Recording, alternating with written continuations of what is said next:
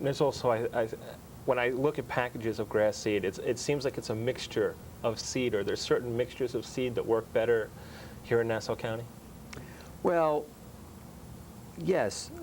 In the sunny areas, bluegrass lawns do well, and you need more of a fescue as you get it deeper in the shade, although there are some bluegrasses that'll tolerate up to 65% shade. And likewise, we've got the new tall fescues that are fine-bladed, turf-type tall fescues that require less water, less fertilizer, are deeper rooted, much more drought resistant, and things like this that people can do to reduce the care and the maintenance and the amount of materials they need to put on the lawn to maintain a good lawn.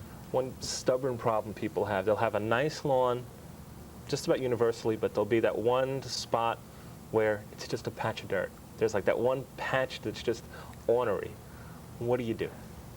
Well, the main thing is to find out what's the cause of the problem, because it may well be that there's a maple tree at someplace nearby, or maybe even in the neighbor's yard, and it's a real root problem under the soil. But if the soil is loose and open, then it's a case of finding, is it in the sun or the shade? Is the drainage adequate there? If the drainage is poor, that needs to be fixed. On Long Island, generally speaking, we're very fortunate, because if we just loosen the soil up deep enough, water soaks away. The whole country's not blessed the way we are. Right. Now, a common mistake, I know municipalities make it, and perhaps people at their homes make it too, is by planting trees in that space between the curb and the sidewalk.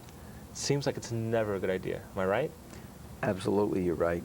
I wish that all trees were planted inside the sidewalk for two reasons. First of all, the tree will do much better because it'll have much more room for the roots to grow, and the tree will be healthier and make a better appearance and do a better job of shading the house and keeping everybody cool on the property.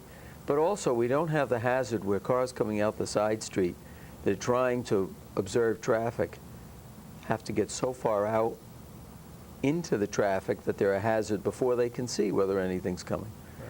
So from a safety standpoint, I think it's important to get trees behind the sidewalk, and from the trees perspective, the trees will do much better. Kind of a twist on the same question, though. A lot of people, when they talk about downtown, their downtown business districts, people like to see trees. How do you cope with that?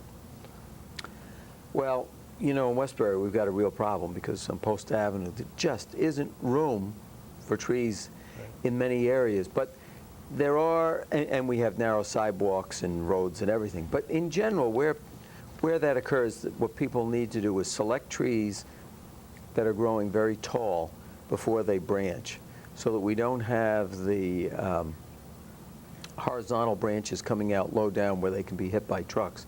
And some things like the Zelkova green vase that is just like that. It's a vase, comes up very tall and then spreads so that vehicles can drive under it. Makes all the difference in the world.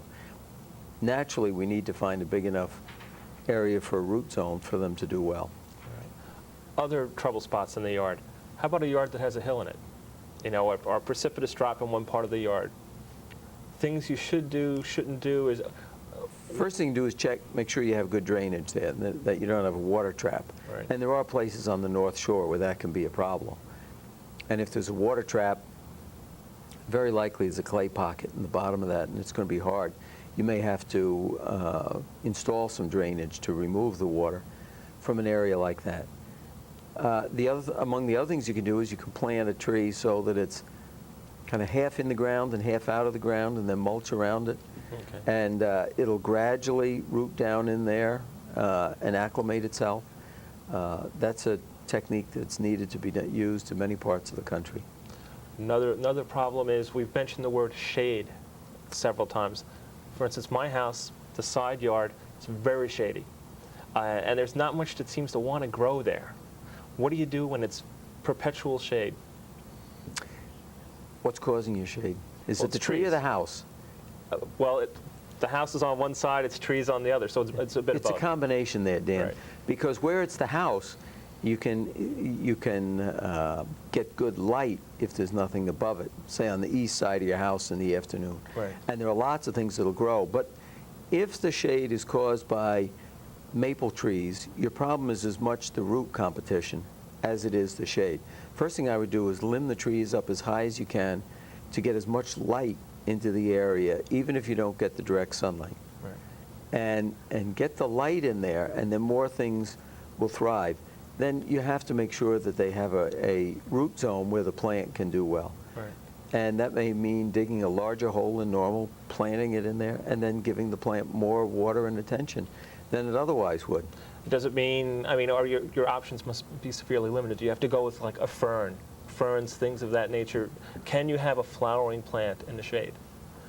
Well, certainly, there's lots and lots of things that'll do very well in the shade. Some of the hostas are the best, and if you have too many problems of the type that you want, you could use a raised bed and plant right in that with good mulch that would help avoid the root problem and will get you going. And some of these new hostas are so fragrant when they're in bloom, white flowers that are very fragrant, that would be just wonderful in a spot like that.